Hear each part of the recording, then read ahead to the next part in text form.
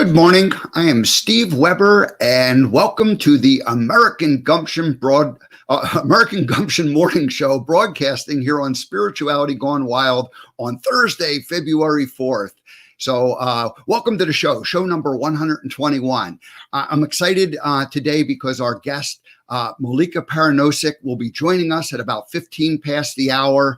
Hey, this was a fun interview to prepare for because it stretched me in terms of some of the things that I thought I knew and understand a little bit about. And so I had to do a little bit of extra research, but it's going to be fun. We're going to have a great conversation coming up. And I've got a monologue and I'm going to talk about the inner child today, the inner child. And but before we get to Milica and the inner child monologue, let me just tell you what's happening the next week or so.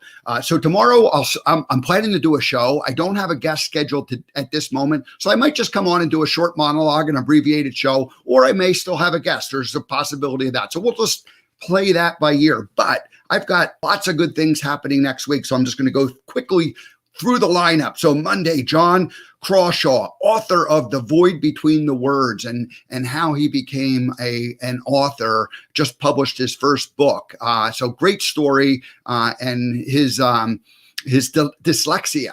That's the backstory. There you go. On Tuesday, Stacy Lamar King. Stacy was an American soldier, served in the Iraq War, came back with some post-traumatic stress syndrome and didn't really get anything done about it, but just was a tough guy and, went through and then finally it broke and came apart for him about 5 years ago. And his story of how he's, waking up and smelling the roses and figuring out what's important in life and getting treatment. It's not, we'll just let him tell his story on Tuesday. It's going to be fascinating. Wednesday, Don Lynch, energy body transformer. Friday, Dory Morales, the publisher of Green Living magazine. So we got an action-packed week. Thursday, no guest, but might have a guest by the end of the day for Thursday. So we'll just see how that goes. Alrighty. So let's go ahead and shift gears and jump right into the inner child. The inner child. Let's switch my banner to American Gumption. Yes, and I had just turned off the Spirituality Gone Wild banner that was floating there at the beginning, and of course, since I started the show back in August, Spirituality Gone Wild has been my broadcast partner, and still lots of good things to come with that organization, and me being honored to be part of it. And we interviewed Debbie G, the founder, a couple of weeks ago, but all these things are happening. So happy to be part of the Spirituality Gone Wild family. Alrighty. So the inner child. So this is from the Paracademia website. And Milica, our guest, writes, as children, we all create art. We sing and dance together. We build sandcastles. We make up stories and draw landscapes on the walls of our rooms. Then somehow life teaches us to become serious, to get a real profession and stop lying around. Statements that then break the links to that inner child. Or inner artist, as she calls it. I'm calling it the inner child. So in my own journey of awakening, which began in 2009, I remember learning the idea of unlearning, unlearning to be serious, unlearning to be real, unlearning to stop lying around and daydreaming. Hey, get your head out of the clouds. We learn how to not do that. We're born with the ability to do all those things, and then we unlearn how to them. So then the idea of unlearning how to, unlearning what we learned to stop being that inner child is really what I'm talking about here. So And I've spent the last year and a half as when I left Montana and began my journey and travelings around, I spent the last year and a half at my sister's house. And once a week, the grandchildren come and stay with us. They're here today. I can hear them running around down there, and they got that little inner child, and I love it. It's great. It's energizing. It's fun to be around kids. We like that, right? They got their head in the clouds, and they're making up all kinds of ideas. And, they'll take a couple chairs and put them, just the chairs from the kitchen table, and they put them back to back, and they throw a blanket over it. And then they have a castle or a fort that they're playing in. And, they'll just be happy to crawl around in there and have a good time for hours and hours. So I see them creating, I see them building these castles and just having fun. And they haven't unlearned how to have that fun. They're born with that. And yet, they're going to, they'll end up unlearning that, and they'll get serious, and, life will go on. And then hopefully they'll come back to learning how to do that again. So I learned about different brain waves the last couple of years, from high alert, beta, which is the high alert, the beta brain waves, to alpha, which is like kind of a very quiet, right before we go to sleep thing. And then theta, which is sort of a hypnotic thing. And children are most of their first 7 years are in that theta brain wave, like a hypnosis, where they're just a sponge taking in information, they're taking it in. And that's where they can do that play thing, because they're just living in that little theta part, the subconscious brain. And that subconscious programming goes into our lives. And then we live the next, 50, 60, 80 years, rerunning these programs that from the first 7 years of our lives got programmed in by well-meaning people, by our parents, teachers, and different, but it's like, are they really our own thinking, or are there someone else? And so part of my awakening and journey has been the realization that, hey, you can actually, we can kind of, reevaluate some of those thinkings that we have, and things that we've been born with, or not born with, but things that we learned from them first 7 years, and then decide, do we want to keep those? And we want to keep repeating those beliefs. And are they our own beliefs, or are they just someone else's beliefs that are working on that subconscious level? So that's, that's kind of that consciousness or awakening, and then reconnecting with that inner child or source energy, God, whatever you want to call that, what we're born with. So musicians, artists, writers, composers, they all talk about the muse that comes in and inspires them when they create some kind of a, special work of art or whatever it is. And when the artists are asked, how did you do that? They often, they kind of go, well, I don't know. It just sort of popped into my head. It just sort of happened, the best moments, or they weren't, it's usually not like a thinking brain or right brain kind of like, oh, okay, I'm going to sit down and compose some kind of a work of art. Or it's more like, you're connecting with that source energy and that inner child, and that energy just comes in, and it just sort of comes out of you. Michelangelo, when I don't know if this is true or not, but I've heard the story. Like Michelangelo, when asked about, well, how did you create David? And it says, well, I just removed all the marble that wasn't David, and just left David there. And, but obviously it was like a connecting to source energy. Elton John, Bernie Taupin would hand him, the lyrics, and then he would just sit down at the piano, and it would just come out. And he said most of the time it just came out like almost instantly, or, it wasn't like it was like days and days of struggle. It just sat down at a piano and composed music, and he had the lyrics, and he just took the inspiration from those words and added the music to it. Stephen Pressfield, the author of the book, The War of Art, and many other books, said, I get paraphrasing, I get inspiration every day when I sit down at the keyboard at 9 a.m. and start plucking away at the keys. Some days it's not very good, and some days it's brilliant. And so, his idea of like art, performing art, creating art was like, hey, you just sit down. It's like a job, you sit down and you do it. And, some days that magic happens and some days it doesn't, but it's not like you sit around all day waiting for it to happen. These artists are people who take action and are constantly creating, and some days masterpieces get created, and some days just average stuff. So I've been speaking about my monologues the last few since I passed that 6-month mark. I did a little bit of retrospective of how this show has evolved, and the monologues specifically, how they evolved. And, it's like, I wake up every day and I go, okay, I'm just going to be able to create what my monologue is all about. And I don't think about it too much in advance. I do think about, preparing who is the guest, what am I going to talk about, who they are as a person. So you want to understand them, you want to be able to have a conversation. But the monologues, initially they weren't anything to do with the guest, and then all of a sudden one day I went, oh, let me tie it in with the guest, and so I just started doing that, and I just have the belief that it's just going to happen, and it does. And so as I was looking through my notes on our guest, Milica, today, I was like, oh my gosh, the inner child just sort of came out, and then, you connect different pieces from your past, and it all just happens. And some days the monologues are pretty good, and some days, not so good, kind of back to that Stephen Pressfield idea. And then most recently, in the last month or so, I've been putting out since July, beginning of July, when I relaunched the American Gumption website, or actually launched the American Gumption website. I started putting out a weekly update called the Gump Date, and so.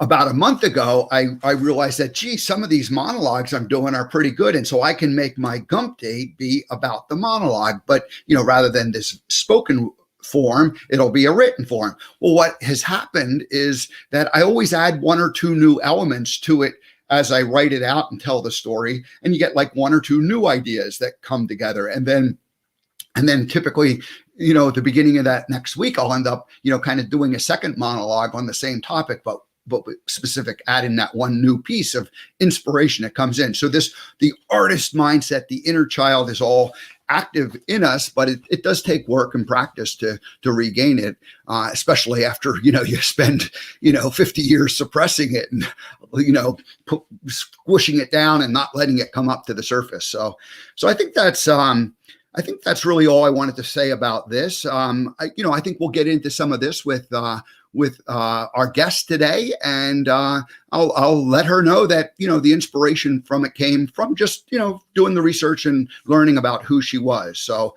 that is that. All right. Well, I see Milica Paranosic is in the back studio. Hopefully, she's been treated well by our guest or our green room attendees or attendants, and let's bring her on the screen. Milica Paranosic, welcome to the American Gumption Morning Show. Hi, it's good to be here. Thanks. Great.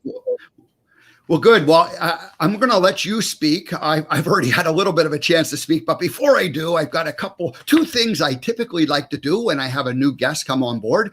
I like to read a little bio and intro on who they are, so our audience will know who they're meeting. And then I have a song that I play, and it's called the First Time Guest to the American Gumption Morning Show welcoming song. Not a very original song, but and anyway, so is it okay if I read your bio and then play the song? Please. Perfect. All right. I'm going to put my glasses on just so I can read a little bit easier. So Milica Paranosic is a critically and internationally acclaimed composer, performing artist, and educator. Her music was hailed amazing by the New York Times. Her unique style compared to liquid-filled pralines by Germany's Morgenpost. Liquid-filled pralines. That sounds awfully sweet, doesn't it? Milica's work ranged from one-woman multimedia shows, theatrical soccer chants, sound installations, to operatic and symphonic works. That's a pretty wide breadth there. In collaboration with Sherry Magid, Sherry Magid. Milica wrote a new feminist interpretation of Penelope's story in Odyssey, Penelope and the Geese. Penelope and the Geese is the name, and they have called it a manifesto, not an opera. So we'll talk a little bit about that manifesto, what you guys are putting out there to the world. I like that. Film scoring credits include the award-winning Das Fräulein and Cure, The Life of Another, and more recently, Killing Annabella, an independent animated short. Milica earned her master's degree in composition from the Juilliard School, where she is a current music faculty. She is also the music director at Gallery MC, associate director of Composers Concordance, founder of Give the Grow, and founder and director of Paracademia, a Harlem-based nonprofit for music education and performance. And we're going to talk about that too. So Milica, welcome to the American Gumption Morning Show. Thank you for joining us. Thank you for having me. And I will play the song, the first time guest song. And if you ever come back again, we can't play it a second time. So here it is.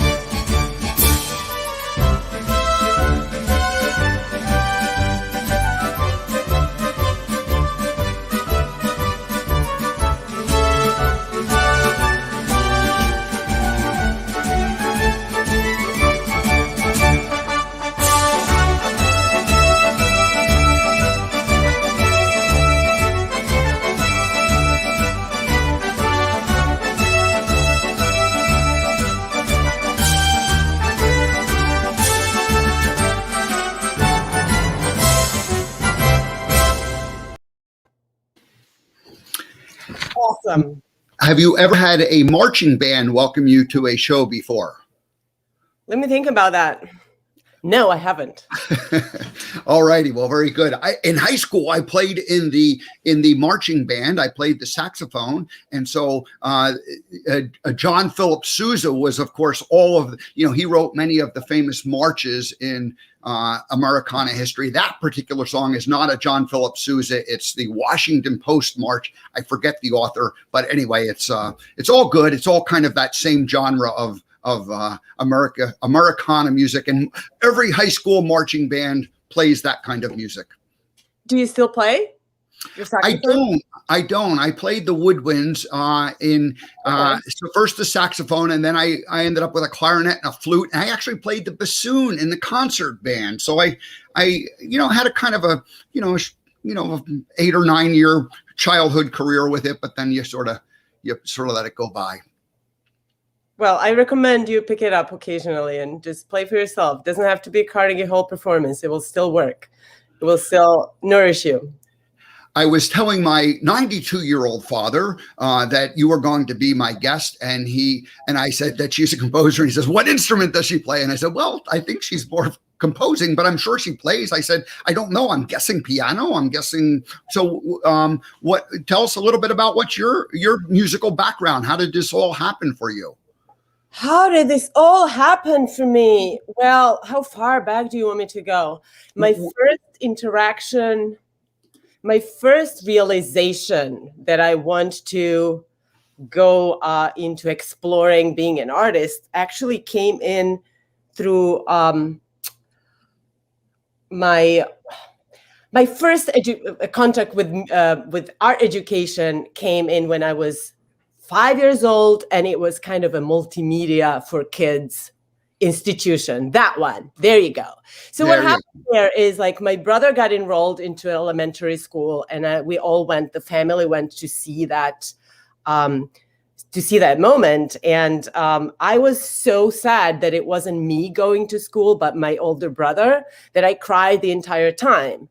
And instead of the event being a happy event and a proud event, it was just really, sad. At least for me, it was sad, because it was like I felt like I was cheated out of something. So on the way back, my father spotted a little children's school for young adults, school for children that taught singing, dancing, storytelling. And right then and there, on our way back home from that ceremony, we went in, and my dad enrolled me into that school for little children, where we together explored all these art disciplines, and then I was hooked. So I really started with multimedia before I decided to go into the music, only to later on discover that the music was another way back into multimedia. So most of the music that I compose involves some type of other elements with it. So it's rarely just straight ahead concert music in a very formal setting. I do that too, but my preference is always towards involving other disciplines. I want to show this picture one more time. There you go. Find me. Who can spot me? Which one is Milica? Well, I think it's the one all the way on the left, or it could be the second to the right. Interesting. Yeah, all the way to the, here's where I get stupid and dyslexic as well, all the way to the left from your point of view or from the audience point of view? From the audience point of view. Another one with the headband. So the one almost all the way to the left, there is one other kid next to me. That one. This one right here. Exactly. Yes, there you go. Beautiful. Well, I recognize it because there was the pigtails in this picture, so I'm assuming it was the same day. It's the same day. It was a photo shoot day. You're absolutely right. Well, isn't that wonderful? So you're 5 years old, and this is your first time up on the stage. That is, and I messed up badly. I sang the second verse twice instead of singing the second and the fourth. So when it came to like for me to sing the fourth verse, I went back to the second, and I thought it was a disaster, and I was going to be fired and booed and like hit with tomatoes and whatnot. But nobody noticed. So that's also when I realized it actually doesn't matter as long as you can sell it. You can just kind of go ahead and keep doing it, and only you know what's right. That's right. And, I've been doing this show for 6 months now. And one of the things that I kind of learned early on and from my Forrest Gump days is that you just perform. And if you make a mistake and you stop and explain it, then everybody else knows. But if you don't stop and explain it, nobody else knows. So you just keep. Even better, if you make a mistake, you repeat it. You wait a little bit and then you repeat that same mistake and it becomes a concept. And then it becomes just part of the show. Yeah, exactly. All righty. Well, very good. So you are raised in Yugoslavia at the time, and then as you become a young adult, you're finishing your studies at the university, I guess. The Yugoslavia falls apart. It's kind of the same time as the Soviet Union collapses, the early 90s. And so then suddenly you're in the same place that you are, but now your country is called Serbia as opposed to Yugoslavia. Is there a question in there? No question. Just and actually, I want to just show. I did this one thing. I got to just show this one thing on screen because it's just Americans. We don't know too much about any of these things. So here's a picture. Here is Italy down at the bottom, and there's the Adriatic Sea, and that all in green is the former Yugoslavia, and Serbia is here over on the kind of the right part, and Belgrade, that is where you are from. Correct.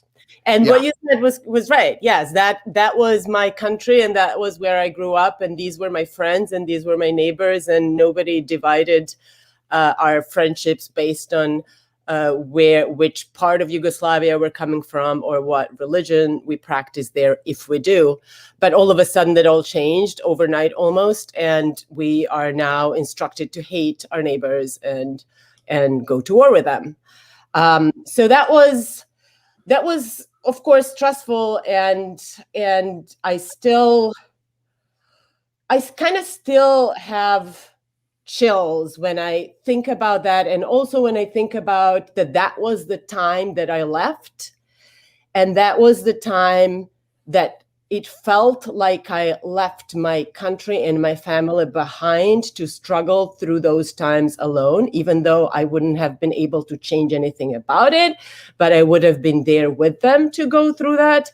And I felt like I was a little bit betraying them or betraying my country, my people, my history, my identity, my whatever you want to call it, where in fact, my decision to come to New York had nothing to do with political situation in Serbia. I just always wanted to go somewhere else. I didn't even know that I was going to be New York City. I was looking at all the various options for me to continue my studies after I graduated in Belgrade, and New York just worked out for me out of many choices that I was considering. And I really left Serbia to go somewhere else, to broaden my horizons, to learn from other teachers, to meet other people, to perform internationally, to grow. But the timing was such that I left a little bit before shit really hit the fans and the bombing happened and everything got really, really awful. And there is a big part of me that kind of doesn't forgive myself for it. And to be honest, I've been criticized for it also. I've been criticized for it back in Serbia, especially by my music. Well,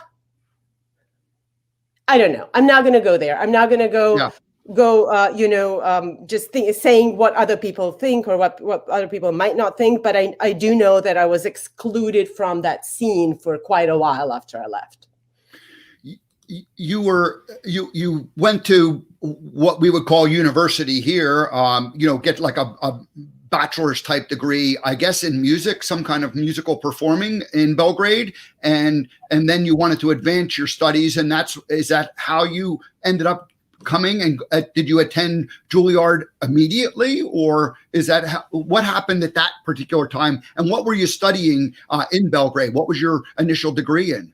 Yeah, I just realized I completely abandoned your first questions and went elsewhere. But yes, I studied composition in Belgrade at the University of Arts and the Division for Music. And yeah, I basically started my music training playing piano, as you guessed rightly. And then eventually I started kind of exploring other instruments and then eventually electronics and also world instruments, old instruments, folk traditions that interest me a lot. And so I kind of stopped focusing on piano and started writing more. And I shifted to writing more and more. And then I studied composition in Belgrade. I finished that. I taught music theory and harmony and that kind of stuff at the university in Belgrade. And then while I was looking for other options and where to continue studying, so that's when I landed master's in composition at Juilliard, which is why I came here. I finished that and I got, I guess, lucky. The timing was right. My interests were aligned. But at that time at Juilliard, there was a small experimental electronic music studio that was just forming. And that was exactly what I was interested in. So I kind of planted my foot in there and I started just like offering my coffee making services or sorting out cables or bringing over the microphones. And the next year I started running that studio and teaching courses in electronic music. And that became my official position there, was a manager of electronic music studio. And I taught several courses in composition with electronics, like Logic, Ableton, that kind of stuff. And I'm sorry, but I have to just like introduce one small correction, Sure. and which is my bad. I'm actually notoriously bad for about updating all the social media and website and information that's floating around. But I actually held that position at Juilliard for about 20 years. But I recently left, and I just decided to just run my own company and do those things for other people. And not necessarily through Juilliard, but like through my own connections. Yeah, no, that's great. And of course, because of the musical, I had a little bit of musical training, probably more than the average American would get. So I understood that Juilliard was like kind of the epicenter of classical music and training. And so what a pretty wonderful opportunity. And I did not know the connection to their starting an electronic division. So your timing was actually perfect that way, because if you had been 3 years earlier, electronic music wouldn't have even been on the radar yet. And if you had been 3 or 4 years later, somebody else would have filled that spot that you were able to kind of nicely fit into. Absolutely. The timing was everything. And I remember actually, even at the interview, when I was auditioning for composition, for Masters of Composition, and people asked me, Robert Beezer, who ended up being my composition teacher, he asked me why New York and why Juilliard? And I mentioned my interest towards electronic music. And he said, well, Juilliard is not really into that much, because Juilliard is a very traditional school. And so that was pretty new in general, but it was definitely new to Juilliard that they focused on much more traditional disciplines and traditional ways of learning and performing and producing music. But it somehow still worked out. So it was that small and unknown that like people didn't even think of it as something that would even grow that much. Yeah, no, I of course, now when you think about it, of course, they're going to have an electronic music department, but I hadn't even thought about it or realized it until you just said it right now. So that's kind of neat. Your first language is Serbian. There is no Yugoslavian language per se, or was there? No, it's funny. Yeah, it is Serbian or Croatian. When we were happily all together living in harmony, we were calling it Serbo-Croatian. In Croatian, we're calling it Croatia-Serbian. But really, it's a dialect. It's like a really, okay. It's the same language with subtle differences that are idiomatic and consistent. But then in Yugoslavia, we also had Macedonian and Slovenian and as other languages. Yep. And then in Bosnia, it was sort of like Serbo-Croatian as well. But then when the hate happened and the war happened and the politics happened, then the languages became like separated. So now it's either Serbian or Croatian, to the point that people started actually inserting new words into each one of those semi-languages to make them more distinct. So all of a sudden you hear these like really ugly creations, like linguistic creations that are awkward and hard to pronounce and hard to remember. And just to kind of make a point that, like, you see, it's a different language. Luckily, we are now enough time has passed and enough like new generation has matured now, so people don't remember that stupidity so much, unless there are parents like reminding them, like, we must not forget the hate, we must not forget the injustice or whatever other BS. But like, young people are now, older, and they did not grow up with that, so it's not as important anymore. But yeah, it's the same language essentially. The reason why I wanted to ask that was that I wanted to get an idea of, when did you really learn English as a child? Was there any exposure to English in growing up, or or were you learning Russian at that time? I mean, what were what was going on?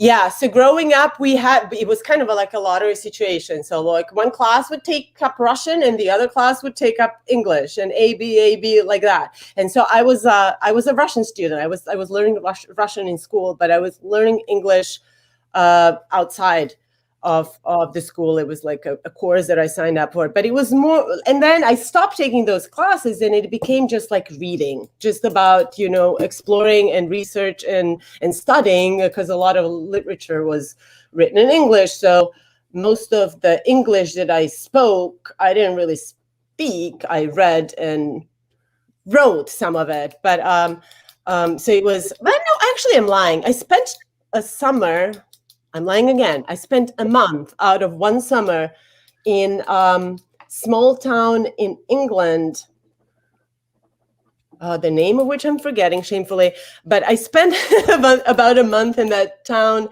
kind of like on language learning exchange type of program. Sure. But that was when I was, I think, maybe 16 years old. Okay. And I didn't get to New York until I was 24. So yeah, that was like bits and pieces of my English, like a little bit at a course when I was young, and a little bit of in London or a city of blah, blah, blah. And then a lot of reading. Once I started studying, it was just about like reading. And then I was just like reading other things, not necessarily studying relating, but like it was just like reading books in English. But when I came to New York, I had to pretty much like relearn whatever speaking part of English language I didn't have. And that took a while, but it's fine. Yeah, interesting, because you're 24 years old, you arrive in New York, and it's like you're everything is really kind of thinking in Serbian, and that is your, at least you knew how to read a little bit. You were familiar with the alphabet and the language, and you could read and understand and comprehend, but the actual spoken part took, I guess, a little bit of time until here we are, like 25 years later, and do you do you think and function in English most of the time, or do you still have is it kind of bounce back and forth between that? It still goes back and forth. And it's really kind of funny. Sometimes it depends on who I'm with and who I'm surrounding with. It also depends on what I'm talking about. If there are certain subjects that are from my childhood, my mind switches to Serbian. If it's something that is more professional, especially if it's like related to the current situation, like anything in terms of like electronics, anything in terms of technology, anything that I've learned more here than back there, I just don't even have the words for, or it's even the opposite. Like in Serbia, you would hear a lot of English words adopted and kind of semi-translated into Serbian. So it's a weird mix. But yeah, I don't know. I mix it up, and sometimes on purpose. I sometimes talk in Serbian to my American friends, and they're like, "What are you talking about? What did you say?" I understand that. You're very much in New York City and the culture and the art community of New York, and that is certainly an eclectic group of people, of cultures, many different cultures, people from all over the world, like joining together. As far as classical music goes, I mean, I think outside of New York City and maybe a little bit in LA, but certainly New York being the dominant area for this, I don't think there's like any other place in the country, in the United States at least, that that type of atmosphere exists. Do you have an opinion about that? And again, I'm talking about the music and the art part of it. Do I have an opinion about that? Yes, I do. Okay, you have an opinion about everything. I just have to ask the question. Of course. You'll learn that about me. That I'm a little bit of a joker, but especially if the situation is serious, which this is. And the thing is, like, yes, New York. There is definitely an attraction to that New York has that variety, has that diversity, has that offering, and that was why I was attracted to it in the first place. However, it has its downsides as well. And that is the overness of it. So it's oversaturated. There is almost too much going on, and just sifting through, finding stuff that you will like or you think you will like sometimes takes a lot of energy and a lot of actually knowledge. Like you need to know like how to pick through all that offering. And especially now in the COVID era that everybody shifted to online because we just can't do it differently. There's just really like an oversaturation of content. So sometimes going to a smaller area, to a smaller town, when the scene is not as crowded, you could make a bigger impact. So I'm not necessarily against exploring smaller communities. And as a matter of fact, I do that quite a lot. And I didn't in a while, but I did spend some time in Africa in a very small village where there was no electricity. And that has its rewards as well. So I do like traveling to remote locations and like completely tuning out. And I also do like going into like epicenters where everything is like crazy and vibrant. I guess for me, the point is into like kind of like getting both sides, getting exposure to both sides, and giving to both, these ends of the spectrum, what you might and what you can't. Yeah, no, it's great.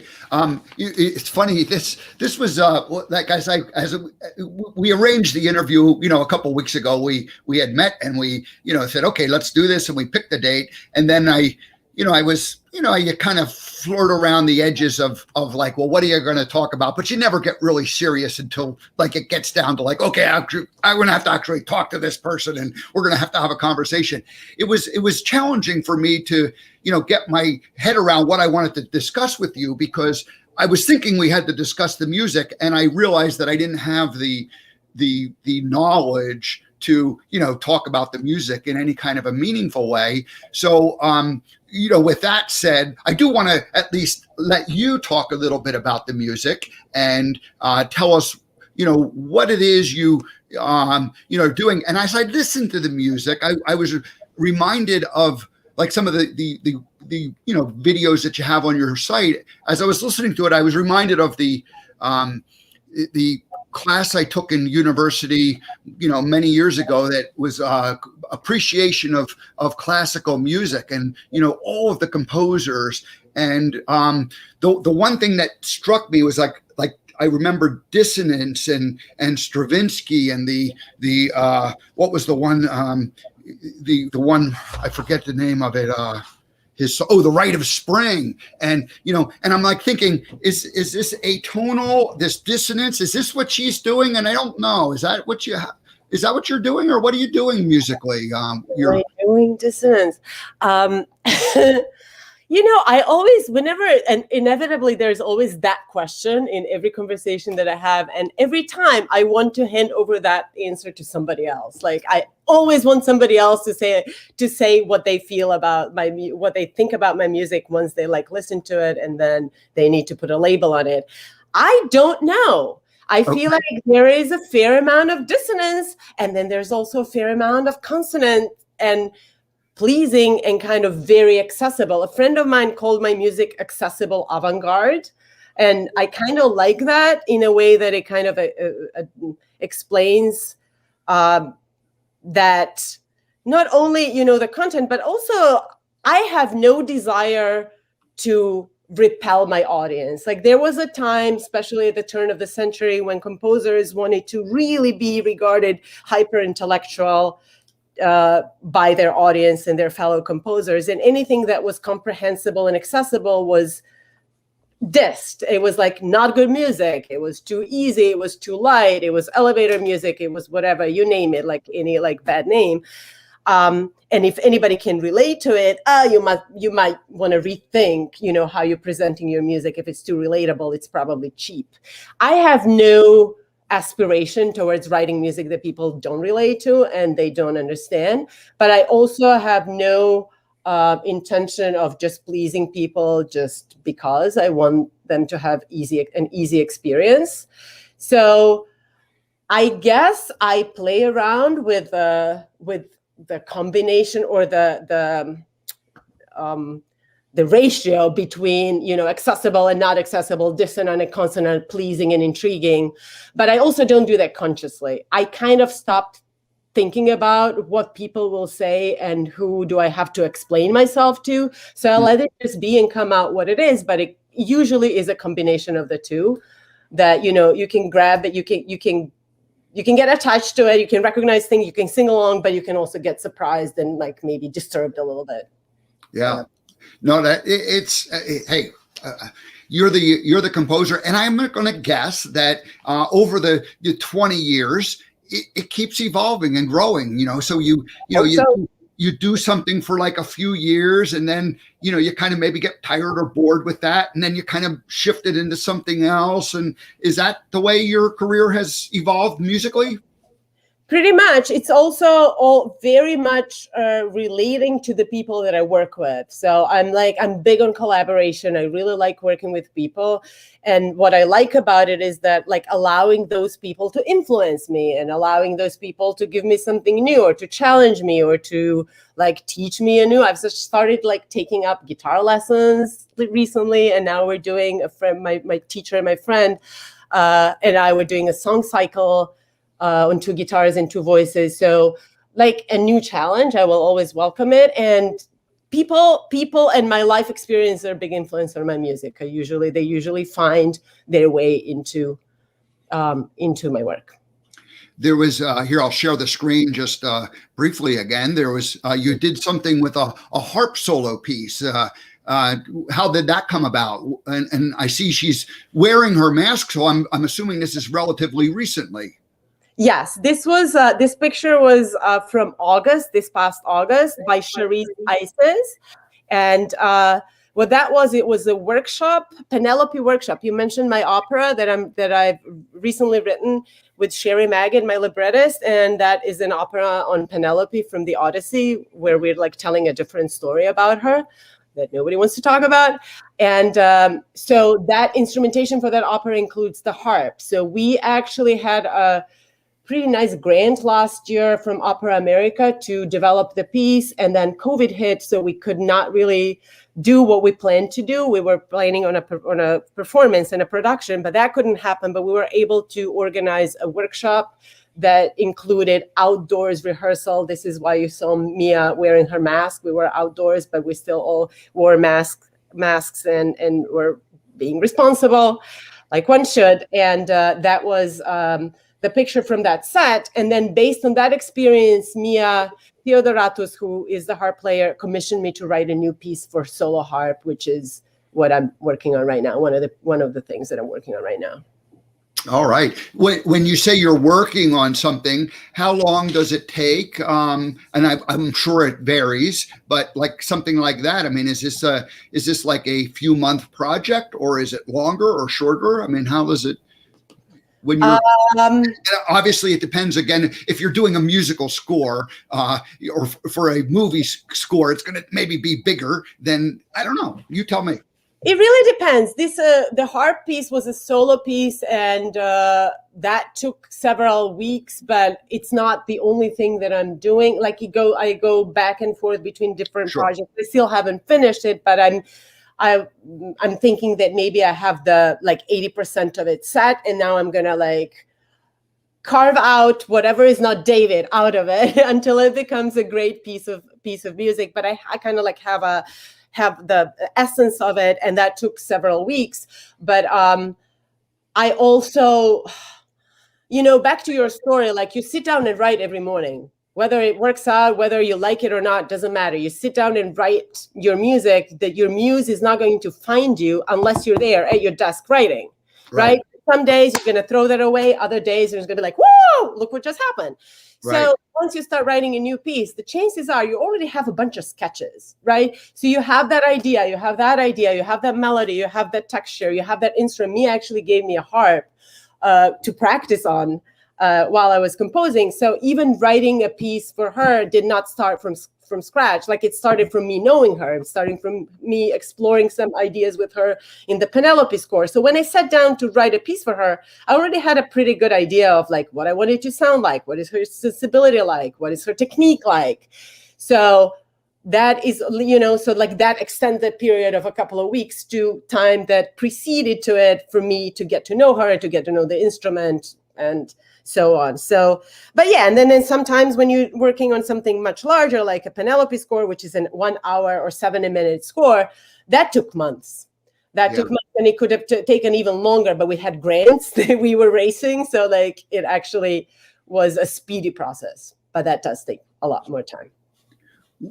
Is this, I'll share one more time. This is the Penelope. Is this you and your co-collaborator?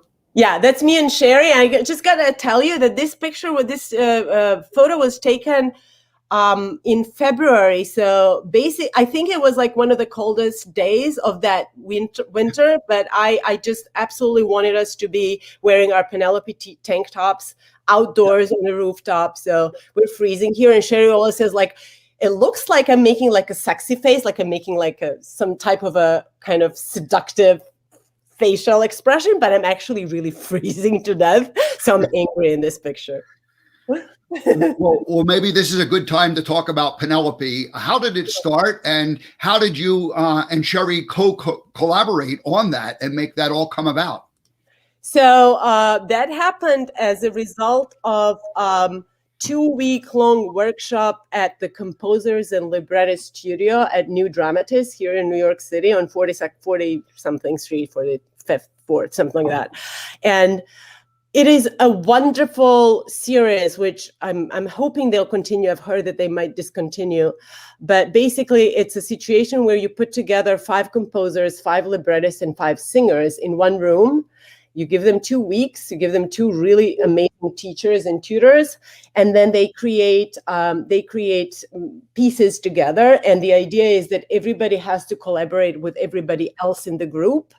And typically you have 36 hours to complete a piece. You get an assignment, you get your partners, you get 36 hours, and after that you get a reading.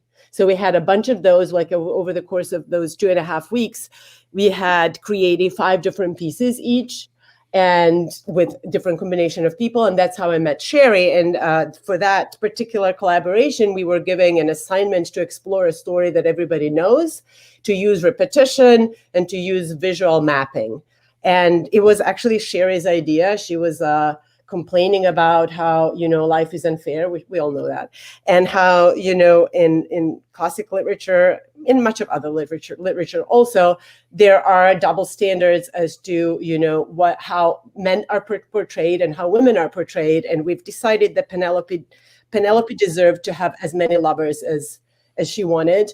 And she was not just sitting at home waiting and crying and dying, but she was also having an active love life in waiting. Right. So this was like you women like deciding that, okay, no, we're going to make Penelope the boss here, and she's going to, be the one who the boss breaks the rules. Exactly. She's So not very good. necessarily the boss of, the Trojan War, but like she can be the boss of her emotional life. So how did you and Sherry collaborate on that? I mean, you did the musical piece. What did Sherry do? She wrote the lyrics. She wrote the lyrics for the first, in that workshop, when we started working on Penelope, we really wrote like a 7-minute song, and Sherry wrote the lyrics to that song, and I wrote the music, and it was a one voice piano thing.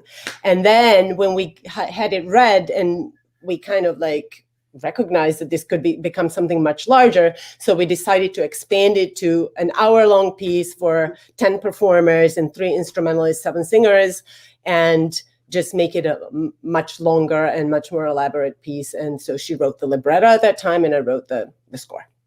And so it was obviously like a collaboration. You've collaborated with many people. It sounds like you two just sort of hit it off in terms of like, like there's good chemistry, there's good like interaction back and forth. The words she's writing, the music you're writing, it just felt good together. Is that true? Yeah, that's exactly how it went. And I actually stayed pretty close with a lot of the people from the group, but it does happen, like when the collaboration fits like this, it's actually kind of pretty obvious for me. It's pretty obvious from the beginning. Sometimes you collaborate with somebody and it's okay, and you have no desire to go back to maybe there is an experience, maybe it's like difference in opinions, maybe it's like whatever it might be. But other times things happen and you just feel like, okay, this one is here to stay. And that's how I felt with Sherry. There are a couple other people that I feel about the same way. And the other thing was, because of the setting, because of how we met, and because of the way that workshop was organized, there was really no time to think or double or second guess anything. We just had barely enough time to like meet our requirements. So things like, oh, is this the right collaboration? Is this the right partner? Is this the right this or that? Like that all didn't happen. So we just went straight into creation, and somehow that set the tone for our collaboration forward, because all the other things were also kind of deadline driven. So we never really had the time to kind of think about like, is this the right thing for us? Which we already knew it was, but like it was also aided by that kind of method of execution, which was go, go, go, go, go, go. And it works for me, actually. I'm a little bit of impatient kind of go get it type of person usually. I certainly can relate to that. I had lived in Montana for 10 years prior to leaving about a year and a half ago. And I won't forget that. I'll just stop there. But anyway, the point was, for 10 years, I didn't really have a deadline. Now, the last 6 months, I'm doing this show and I have a deadline every day at 10 o'clock to bring somebody on. And so there's a certain magic that happens with the deadline. And like I said, we said, some days it's really good and some days it's, it's just, it's okay. It's not bad, but it's not like inspired. The muse didn't come and like sit on my shoulder when it happened, but that's okay. And so I like this idea of like a deadline and like it being good enough, and you're just like putting the energy out there, and it's kind of a fun way to operate. I agree. Yeah. Well, good. Did you ever have an experience where you were collaborating with somebody and you're just like, for whatever reason, Oh man, yes. Yeah. Yes. I'm not going to, name any names, but yeah, it does happen. And it's like, it's nobody's to blame. It's just sometimes things don't work out for whatever reasons, but that can be pretty stressful. Yeah. Because also as artists, we're like, trained, at least, I don't know. I think we're trained to kind of make things work. Sometimes you just, no, you don't always have a luxury to choosing your collaborators. For example, you write a piece. It's not always just that level of collaboration that you're co-writing. Performance is a collaboration. So you write a piece and you get assigned a string quartet to play it, and you may hate them and they may hate you, and that's a collaboration. And you have to find a way to make it work. So it's not necessarily always something that you choose, and therefore, it can be a mismatch. And sometimes even you think you choose things, and then, over the course of times, the energy shifts and it changes, or you made a mistake, or that other person changed their mind about your work, or for whatever reason, it may just go wrong. You can make it work, but it's stressful. For me, it's stressful. I'm relatable. I relate to people, and if there's tension, it affects me emotionally. Yeah, we are energy creatures. And so we have this energy that we're emitting, and the other person has energy, and sometimes they match up very nicely. And sometimes they have dissonance. They do. Hey, so we didn't even get into we didn't even talk about the para. So we have to we'll touch on this. We'll have to wrap up. But para media, para events, para academia. It's okay. Just say academia. We know academia. So para academia, para styling, your own products, your own your shirt. Look at that. Beautiful. Yes, go to the website. Oh my gosh, I have to apologize. I forgot to put see, if I didn't mention this, nobody would know, but here's the banner. Here is how we contact. Yeah. So you want to go to our website, Milica Paranosic, and she's got the para thing happening, just like I have the Gumption thing happening. She has the para thing happening, and the Greek connection, was that you personally, or is this something like, is there a connection between Serbian people, Serbian culture, and Greek culture? Yeah, I mean, the Orthodox Christian religion is a big part of it. I myself am not religious, and I don't really necessarily care about that stuff that much. But yes, we are related, and you'll certainly hear like Greek saying, "Oh, our Serbian brothers and sisters," and Serbs doing the same. On the personal level, we are Paranosic. My last name Paranosic was originally Paranos, and it is believed to have been coming from Greece. I don't know who my predecessors are that long ago, but yes, there is a Greek in me. And I just also on a very personal level, I just love that landscape. I love the culture. I love the music. I love the climate. I love the grapes. I love the wine. So yeah, there's something about, and I love Penelope. So I want to go to Greece professionally soon. I'm putting it out there. I love it. Terrible. So you understand the law of attraction. Yes, I absolutely do. I'll live by it. And just make the connection between your nonprofit and what Plato did, in the early days with his teachings and your philosophy about how you want to help the youth, you want to help immigrants, and you want to help just artists, the artist mindset. Yeah. Yeah, I mean, I'm going off of what I needed when I was a young woman who came to New York, and I'm not complaining about a single thing that I faced here, but there were challenges. So through what I've learned, I want to offer those tools to people and women and artists who might be in that situation now.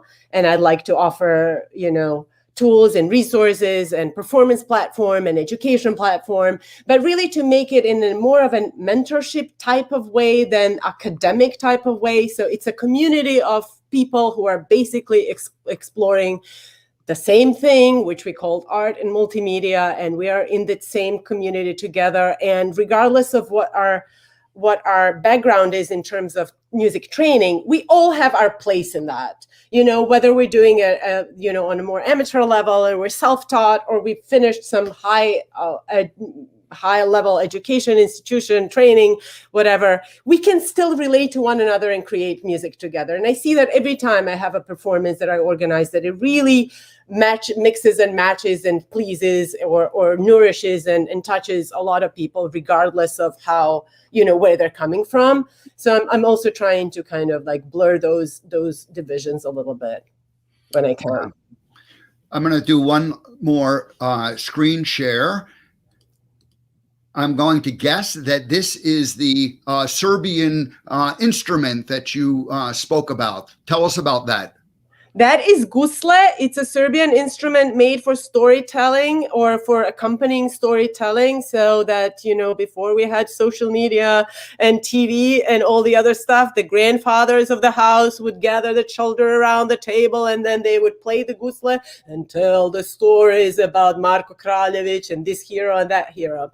This instrument in particular is a mini version of it. It's actually a souvenir, because the bigger version of it, like the real gusle, is in the studio next door by my cellist is playing it in Penelope. This is from the recording of the Penelope. So I have a bunch of instruments, but like I have this in many different sizes. But yeah, it's a one string instrument. It has a very kind of I don't know, I want to say primitive, but that kind of sounds like degrading a little bit. It sounds very basic and rusty, a little bit bit nasal, unpleasant. Some people say tone. And it's basically, droning instrument for when you're like telling stories over it. And it is used in Penelope, which uses like sets of modern instruments and sets of old instruments at the same time. How many instruments do you have? 1, 2, 3, 4, 5, 6, 7, 8, 9, 11 that I'm seeing right now in my living room. There's probably more in other places. There's more. Like, yeah, I'm just realizing there's a toy piano in the next room that I didn't count. There's an agogo drum over there that I didn't count. Many instruments. Did you ever play a woodwind instrument? I played, yeah, some whistles and flutes, but really just for trying it out. Like, I try to at least get the basic mechanics of any instrument that I write for. Sure. Like, I try to like figure out whether, halala. No, I don't attempt to play it, perform on them, but I taught myself to like do basics on many instruments. Is your composing done at the piano, or is it done at a keyboard with electronic devices, like the computer? Both. And I mean, I usually do that. Eventually, I end up like writing it in through some type of electronic device, keyboard, Logic, Sibelius. A lot of the other times when I'm just doing sketches, it's usually either piano or just pencil or paper or singing. I do a lot of like kind of like walking around the town and singing, and people think I'm just like singing along to my iTunes library, so they don't look at me like I'm crazy anymore. It used to be different. So just like I hum it and then record it into my little iPhone recording device, and sometimes I gather my ideas that way. Yeah. So it's like kind of a walking meditation that you're doing at the time. It's kind of neat, huh? That you're composing as you're walking down the street. Very good. Well, this is fun. Thank you so much for coming and joining the Gumption Morning Show. I really appreciate you. I invite everybody to go to milicaparanosic.com. You can learn more about her and her music and her art and her the products she has. The what do we call it? The parastyling. You can get your own parastyling. I love that. And anyway, I would love, as you have projects unfold, I would love for you to be a friend of the show and come back and share any kind of special things that you have in the future. So I leave that invitation open, and we'll just see what happens. And as you unveil new things, but this was a fun interview, and thanks for being the creative person that you are and for doing the work you're doing. any last minute things you'd like to say and share? Oh man. Yeah, I mean, what we just said, like, don't overthink, just go for it. Yeah, I guess that's it. Just go.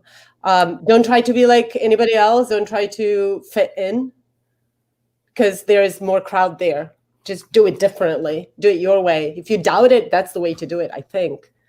Yeah, I think that's good advice, because too often we try to, think. This is the problem with it being a creative. If you start thinking too much about it, should it be this? Should it be that? And then next thing you know, then you've lost the art. The art has gone. The inner child is disappeared. I was like, bye, I'm out. I'm out of there. Yeah, I'm not part of that equation of the questions back and forth. Yeah, I hear you. Alrighty. Well, thank you so much, Milica. This was a fun interview. And again, as you unveil projects, let's keep in touch, and we can have you come back and you can share what you're doing. I would love to promote what you're doing. Fabulous. I will take you up on that. I'll do that. Alrighty. Bye-bye. Thank you so much. Bye. Whoops. That's not what I wanted to do. I wanted to there we go. I'm the host of this show. I have to end it by saying goodbye. I can't let Milica finish the show for me. Alrighty. Well, thank you everybody for joining us today. Thank you, Milica. I have my main script. I lost it. Here it is. Let me just tell you what's happening tomorrow. Tomorrow I'm going to do a show. I'm not sure if I'm going to have a guest. I might just come on and do a short little monologue and then get out of here early on Friday afternoon. But next week, John Crawshaw, author of The Void Between Words. Tuesday, Stacy Lamar King. Wednesday, Don Lynch. Thursday, Dory Morales, publisher of Green Living Magazine. Thursday, we're not sure what we're doing. We'll figure that out as we go along. All right, everybody. See you tomorrow morning. Have a great day. And thank you, Milica, for joining us today on the American Gumption Morning Show.